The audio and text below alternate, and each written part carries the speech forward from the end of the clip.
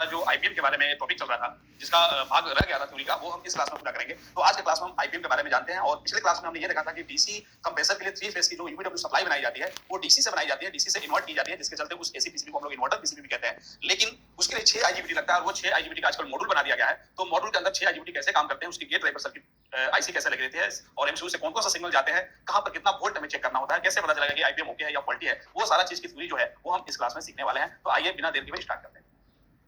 जैसा कि आप फ्रेंड्स देख रहे हैं, यहाँ पर हमने एक आईपीएम बनाया है। आईपीएम आप पीसीबी में देखेंगे तो आपको आईपीएम के 2 साइड टर्मिनल निकले हुए, पिन निकले हुए दिखेंगे, जिसमें एक साइड की पिन थोड़ी मोटी-मोटी होती है और एक साइड की पिन थोड़ी पतली-पतली होती है। जिस साइड की पिन मोटी-मोटी होती है उस साइड को हम लोग हाई साइड बोलते हैं, और जिस साइड की पिन पतली-पतली होती है उस साइड को हम लोग बोलते हैं लो साइड। उस साइड को हम लोग बोलते हैं लो साइड। अब हाई साइड में क्या होता है कि हाई साइड में एक टर्मिनल पे मेन फिल्टर कैपेसिटर पे जो 300 वोल्ट बनता है वो उस पे इन किया जाता है। जैसे एक टर्मिनल पे देखेंगे 300 वोल्ट क्या कर दिया गया, इन कर दिया गया। और जिस टर्मिनल पे 300 वोल्ट इन किया गया, इस आईपीएम के अंदर आप ध्यान से देख रहे हैं तो 6 आईजीबीटी आपको दिख रही है। 2 आईजीबीटी से एक फेज की सप्लाई बनाई जाएगी, जैसे यहाँ पर यू बन रहा है, इस 2 से वी बनेगा और इस 2 से डब्ल्यू बनेगा। और इनका कनेक्शन कैसे किया गया है, तो ये दो पेयर में जो है उसमें हमने एक रेड कलर का बनाया है समझाने के लिए, और एक ब्लैक कलर का, दो पेयर में। तो जो रेड कलर का बनाया हमने वो हाई के लिए होता है, जो फ्रीक्वेंसी बनेगी एक फेज में हाई वाली उसके लिए होता है, और जो हमने ब्लैक बनाया वो लो के लिए होता है। ऐसे समझिए तब ये समझ में आएगा। तो यहाँ पर देख रहे हैं 2 पेयर है, तो इसमें जो पहला आईजीबीटी हाई वाली आईजीबीटी है, जैसे ये वाली जो है वो यू की सप्लाई बनाएगी, लेकिन यू में कौन सी है, ये हाई वाली, यू की हाई वाली है। तो जो हाई वाले तीनों यूवीडब्ल्यू के हाई वाले जो आईजीबीटी है उनके कलेक्टर पॉइंट पे ये 300 वोल्ट दे दिया जाता है। ध्यान से देखिए, ये 300 वोल्ट जब इस टर्मिनल पे इन होगा तो वो इस हाई वाले के कलेक्टर पे आएगा, फिर यहां से वो जाके इस हाई वाले के कलेक्टर पे आ रहा है, और फिर यहां से जाके इस हाई वाले के कलेक्टर पे आ रहा है। मतलब ये जो 300 वोल्ट इन करते हैं वो यूवीडब्ल्यू की जो तीनों फेज की जो हाई वाली आईजीबीटी होती है, जो हाई वाला पे बनाती है, साइन पे बनाती है, उसके कलेक्टर पे जाता है। और इसके साथ जो लो वाले आईजीबीटी जुड़े रहते हैं, जिसका एमिटर पॉइंट इसके कलेक्टर, जिसका कलेक्टर पॉइंट इसके एमिटर से जुड़ा रहता है, तो इसका एमीटर क्या किया जाता है, जैसे इसका देखिए यहाँ पर कलेक्टर है, इसका ये क्या है, एमीटर है, और इसका क्या है, कलेक्टर, इसका एमीटर है। तो यहाँ पर इसका एमीटर इसका कलेक्टर आपस में जोड़ दिया गया, यहीं से एक फेज की सप्लाई निकलेगी। लेकिन कब निकलेगी, तो इसका एमीटर आप देखेंगे कि ग्राउंड कर दिया गया। ये ब्लैक वाला कलर का जो एमीटर पॉइंट है आप देखिए उसको ग्राउंड किया गया, यहाँ से आया और इस पिन से क्या कर दिया गया, एक शंट रजिस्टर लगा के, एक रजिस्टर ही होता है जिसकी वैल्यू मिली होती है, एक शंट लगा के और उसको क्या कर दिया गया, ग्राउंड कर दिया गया। उसी तरह वी वाला जो लो वाला वी फेज का जो लो वाली आईजीबीटी है उसका भी आप एमीटर पॉइंट देखिए, एक टर्मिनल से शंट रजिस्टर लगा के क्या कर दिया गया, ग्राउंड कर दिया गया। या एक ही सब रजिस्टर से मिलाकर सबको ग्राउंड कर दिया जा सकता है पीसीबी में अलग। और इसका भी आप देखिए, इसका जो लो बनाने वाला है उसका भी एमीटर पॉइंट एक टर्मिनल पे जा रहा है, उसको क्या कर दिया गया, ग्राउंड कर दिया गया। तो इस तरीके से ये इसमें क्या कर दिया जाता है, ऐड कर दिया जाता है। कहने का मतलब है कि जो 300 वोल्ट की सप्लाई इन की गई, वो 6 आईजीबीटी के 3 आईजीबीटी जो होती है यूवीडब्ल्यू की जो हाई वाली सप्लाई बनाई दी है उसके कलेक्टर पे जाता है, और लो वाला का जो आईजीबीटी है उसका जो एमीटर पॉइंट है वो एक एक टर्मिनल से क्या हो जाता है, ग्राउंड हो जाता है। इस तरीके से। और इसके अलावा इस दोनों पॉइंट से जो आप कनेक्टर देख रहे हैं टर्मिनल जुड़ा हुआ है, एक आपका यू का हो जाएगा, एक वी का हो जाएगा और एक डब्ल्यू का हो जाएगा। तो 3 पिन ग्राउंड के लिए और 3 पिन यूवीडब्ल्यू के लिए और एक पिन आपका 300 के लिए। तो ऐसे आपको लगभग 7 पिन तो दिखेंगे। लेकिन हाई साइड में जाएंगे तो 7 पिन से कुछ अधिक पिन भी दिख सकते हैं, जिसमें कुछ फैंसी भी हो सकती है और कुछ में थर्मिस्टर भी लगा दिया जाता है, जो हम अभी देखेंगे इस साइड भी लग सकता है वो। तो इस तरीके से आईजीबीटी लगा रहता है। और इसी आईपीएम के अंदर एक आईसी लगी रहती है जो आईजीबीटी के गेट को ड्राइव करती है, जिसको हम लोग बोलते हैं गेट ड्राइवर आईसी। ये ड्राइवर आईसी भी इसी आईपीएम के अंदर ही इनबिल्ट कर दिया जाता है। और इस आईसी को जो वीसीसी से सप्लाई दी जाती है वो 15 वोल्ट की दी जाती है, इसको भी ग्राउंड देना होता है। और 3 हाई वाले आईजीबीटी के लिए जो एमसीयू से सिग्नल आएगा वो भी इस आईपीएम के अंदर आएगा, और लो वाले के लिए भी जो सिग्नल आएगा एमसीयू से वो भी इस आईपीएम के अंदर आएगा, इस आईसी के अंदर जाएगा। अब थोड़ा सा हम आ जाते हैं लो साइड में। लो साइड को समझते हैं। ये तो पता चल गया कि इसके अंदर क्या लगा हुआ है, गेट को ड्राइव करने के लिए एक एम्पलीफायर आईसी कहिए या गेट ड्राइवर आईसी कहिए, जो 3.3 या 5 वोल्ट के रूप में पल्स लेगी पीडब्ल्यूएम की, और उसको एम्पलीफाई करके 15 बना के और इन सारे आईजीबीटी को एमसीयू के पीडब्ल्यूएम की सप्लाई के अनुसार क्या करेगी, ड्राइव करेगी, इनेबल करेगी। तो यहाँ पर यूवीडब्ल्यू का फेस जो है वो बनेगा। अब देखिए, अब इस आईसी की रिक्वायरमेंट क्या है, तो इस आईसी की रिक्वायरमेंट है पहले वीसीसी।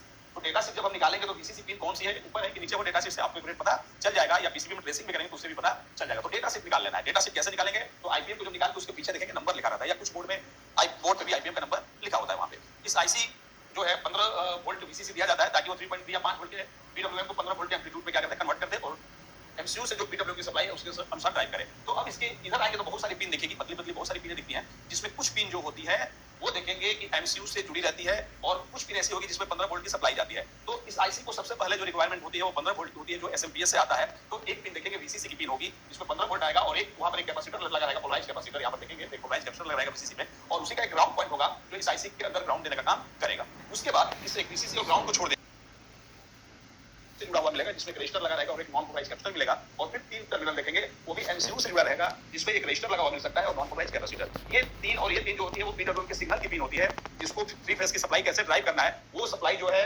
पीडब्ल्यूएम सिग्नल के रूप में एमसीयू से ही आता है। तो यहाँ पर जो पिन देख रहे हैं वो हाई का है, यू हाई, वी का हाई, डब्ल्यू का हाई बनाने के लिए जिससे गेट ड्राइव होगा, और यहाँ पर पिन जो आ रहा है यू के लो बनाने के लिए, वी का लो बनाने के लिए और डब्ल्यू का लो बनाने के लिए। तो इस तरीके से 2 पिन डीसी पॉजिटिव और नेगेटिव का हो गया वीसीसी, और 3 जो हो गया वो हाई और लो के सिग्नल का हो गया जो एमसीयू से आएगा। एक रजिस्टर लगा रहेगा और नॉन पोलराइज कैपेसिटर भी पैरेलल में आपको मिलेगा।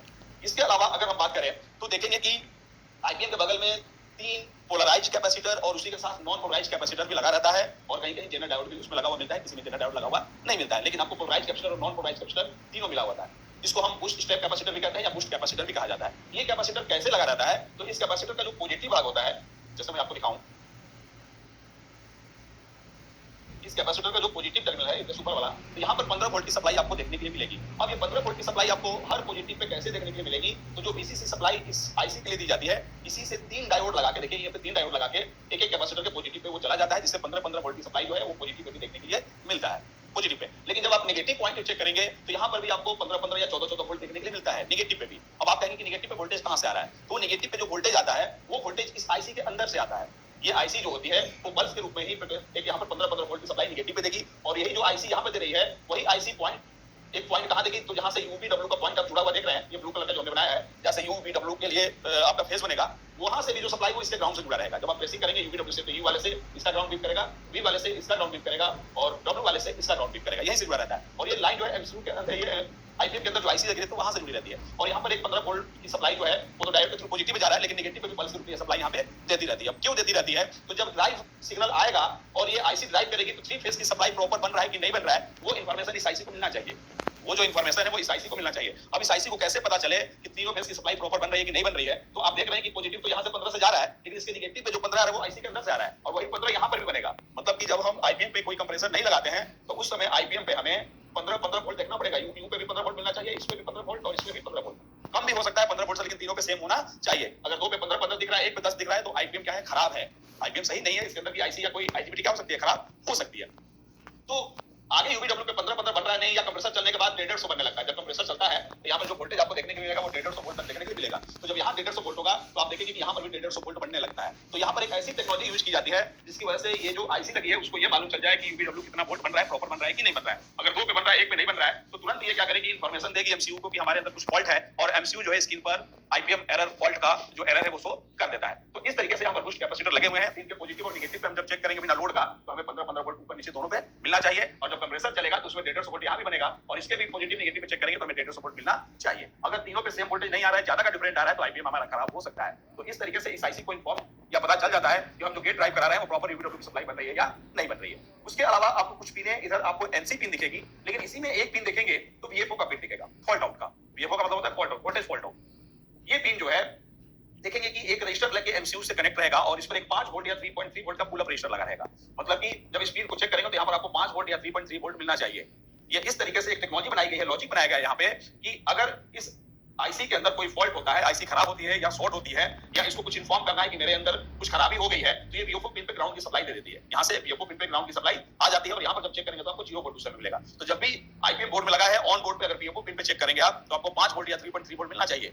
अगर आपको 5 वोल्ट या 3.3 वोल्ट नहीं मिल रहा है, तो ग्राउंड की सप्लाई 0 मिल रही है, तो ये मान के चलिए कि इसके अंदर कुछ प्रॉब्लम है, जो ग्राउंड यहाँ से क्या हो गया है, पास हो गया है। तो वीएफओ पिन पे अगर ग्राउंड की सप्लाई मिल रही है, तो ये मान के चलिए कि हमारा आईपीएम फॉल्टी कंडीशन में हो गया है, आईपीएम क्या हो गया है, खराब हो गया है, आईपीएम जो है हमारा वो खराब हो चुका है। उसके बाद एक पिन दिखेगा करंट सेंसिंग का, तो यहाँ पर जो शंट रजिस्टर लगाया जाता है, इसकी लोड कितना है, कहीं ओवरलोड तो नहीं हो गया है, तो इसको सेंस करने के लिए करंट शंट रजिस्टर लगे रहते हैं, जिसको ओवर करंट प्रोटेक्शन सर्किट बना के यहाँ पर कंप्यूटर आईसी यूज करके, और एमसीयू को बताया जाता है कि इस पे लोड चल रहा है तो कितना लोड है। एमसीयू के अंदर प्रोग्रामिंग होता है कि अगर इससे ज्यादा लोड हो गया तो सिग्नल देना बंद कर देती है, हमारा कंप्रेसर बंद हो जाता है। तो ओवर करंट सर्किट प्रोटेक्शन जो होता है आईपीएम के लिए होता है, और वो इसी ग्राउंड से शंट रजिस्टर लगा के किया जाता है, जो कि हम अलग सेक्शन में इसको पढ़ेंगे। तो हम आगे पढ़ेंगे, तो जो यहाँ से करंट सेंसिंग का जो एमसीयू को इन्फॉर्मेशन जाता है, वही इन्फॉर्मेशन एक यहाँ पर भी आता है करंट सेंसिंग पे, कि अगर कहीं शॉर्टिंग वोटिंग हो जाती है तो इस आईसी को पता चल जाता है, ये भी ड्राइव करना बंद कर देती है, तो ये भी प्रोटेक्शन के लिए लगाया जाता है। उसके बाद इस आईपीएम के अंदर जब स्विचिंग होती है तो हीट बढ़ता है, गर्मी होती है, वो गर्मी किस लेवल तक की है, अगर उससे ज्यादा हो जाती है तो आईपीएम खराब हो सकता है। तो उससे पहले एमसीयू को मालूम चल जाता है कि गर्मी ज्यादा है या कम है। अगर ज्यादा ओवर हीट होने लगता है तो एमसीयू जो है वो सिग्नल देना बंद कर देती है, जिससे ये खराब होने से बच जाता है। तो फिर इसके अंदर की गर्मी का इन्फॉर्मेशन देने के लिए इसके अंदर एनटीसी लगा रहता है, जो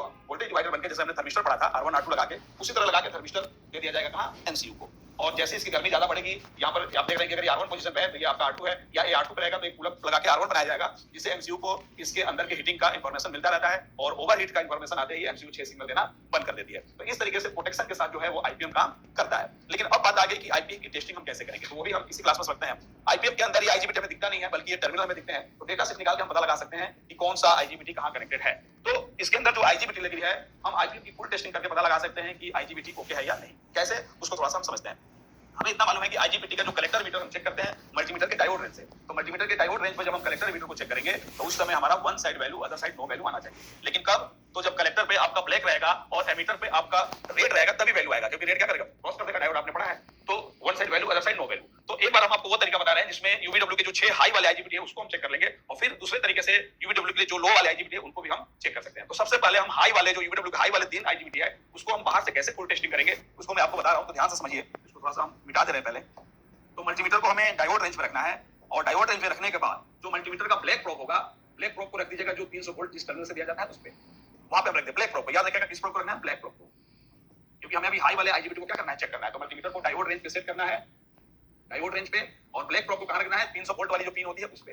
अब रेड वाले से क्या करना है, रेड वाले से एक बार हम यू पे रखेंगे रेड प्रोब, एक बार बी पे रखेंगे और एक बार डब्ल्यू पे रखेंगे।